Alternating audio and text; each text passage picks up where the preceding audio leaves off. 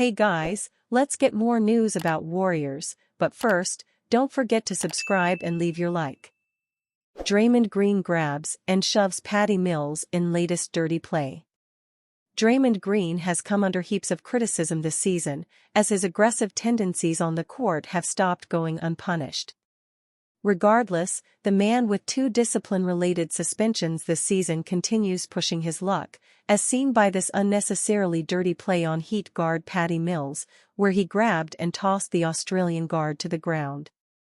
Draymond Green is incapable of keeping himself away from physical confrontation on the NBA court. There's no other plausible reason behind why his behavior has been unchanged. He served suspensions for his attacks on Rudy Gobert and Jusuf Nurkic, but he is still willing to stretch the rules as far as he can to continue playing his physical brand of basketball.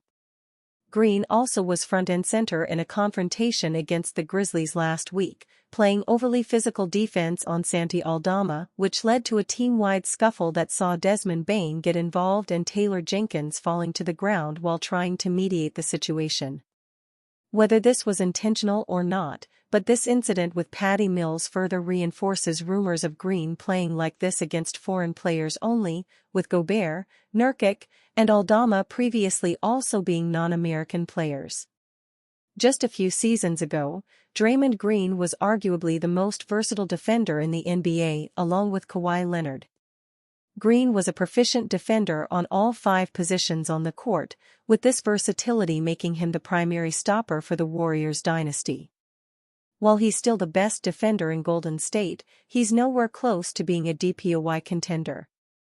As his skills have slowly diminished, his temper has gotten noticeably worse.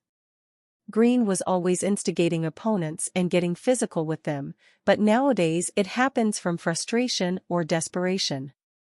Green has spoken about how he has temper flare-ups on the court and then doesn't remember what happened afterward. He's even joked about having an alter ego, so it's clear Green is aware of his unnecessarily aggressive behavior on the court at times. Draymond is averaging 8.9 points, 7.3 rebounds, and 6.0 assists this season as the Warriors sit in danger of missing the play-in tournament. They're picking up a win over the Miami Heat tonight, and Green will likely not face consequences for making the play he did on Patty Mills. Suppose an incident like this was to happen in the playoffs, as it did last year when Green stomped on Domantas Sabonis' chest. In that case, the league will need to step in and put a harsher penalty on Draymond, whose pattern of attacking players seems to not be breaking even with the adverse effects the Warriors have had to go through. Steve Kerr can't talk him out of this, so the league has to do something. Clay burns heat after day off well spent in South Beach. A few hours at the beach in South Florida followed by a quick dip in the Atlantic Ocean was the perfect recipe to get Klay Thompson ready for his first start in nearly 2 weeks. Looking refreshed and relaxed from the mini vacation, Thompson got the Warriors going and stayed hot throughout the evening while pacing a 113-92 win over the Miami Heat on Tuesday that reignited the team's dimming playoff hopes. Thompson scored a game-high 28 points while shooting 11 of 20, finishing a blistering plus 25 in a game that the Warriors absolutely needed to have following a pair of frustrating losses to the Indiana Pacers and Minnesota Timberwolves. There's something just about being in this tropical air that just has you feeling loose, Thompson told reporters at Casillas Center. A must-win, and I'm really happy how we responded after a tough loss in Minnesota. Thompson has played the role of loyal soldier ever since being benched near the NBA All-Star break. He didn't make a fuss publicly about his demotion and had been a steady contributor off the bench for the past month. But with the Warriors in a team-wide funk in recent weeks, coach Steve Kerr wanted to shake things up, so he inserted Thompson back into the starting lineup in place of rookie Brandon Podziemski. The thinking was that with Thompson on the court, there would be more room for players like Jonathan Kuminga and Andrew Wiggins to attack through. They did, but at the same time, Thompson took full advantage of his opportunity and showed that he can still be the potent threat that he was on Golden State's 4 championship teams. Yet Kerr isn't ready to commit to keeping Thompson with the starters, citing a specific need against the Heat. I just felt like we needed a little more spacing on the floor to start the game, Kerr said. It doesn't necessarily mean it's permanent. I just felt like tonight that was important. Don't expect Thompson to make much of a fuss no matter which way Kerr goes. He understands where he's at in his career and where the Warriors are at in the season. Although he got some love against the Heat, Thompson knows he can be back on the bench Wednesday in Orlando. Asked about his pride, Thompson was very forthcoming. "I've been prideful ever since I laced up basketball sneakers," Thompson said.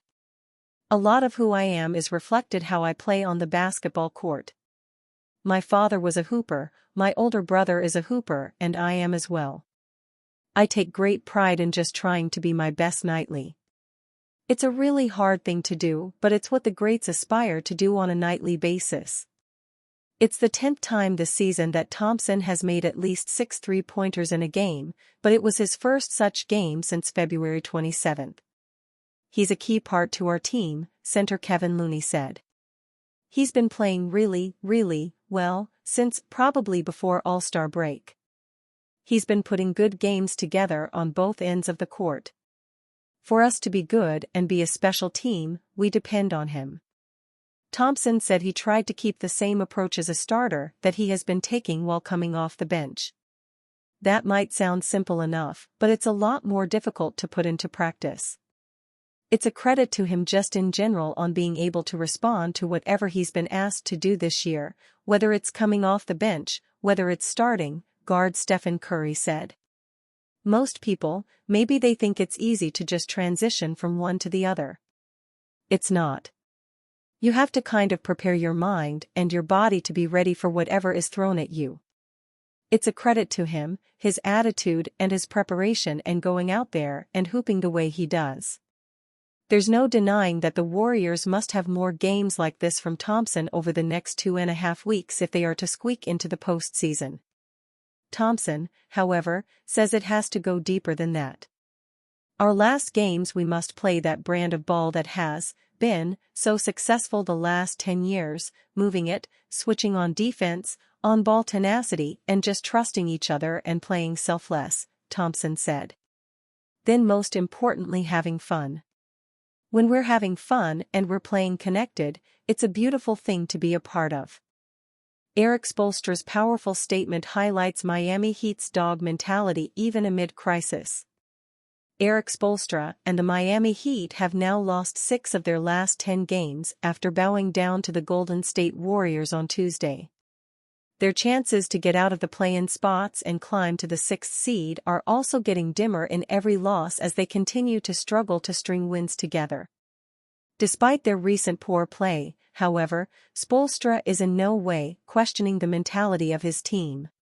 He knows what they are made of, and he remains confident on what they can achieve. The Heat fought hard against the Warriors even without Jimmy Butler and was actually neck-and-neck with the visitors in the first half, even taking a 55-53 lead at halftime. However, it was in the third quarter when everything changed for the home team, as the Warriors went on an insane run to outscore them and take the lead. Klay Thompson and Andrew Wiggins each scored 8 apiece in the period to fuel a 32-20 run for the Dubs.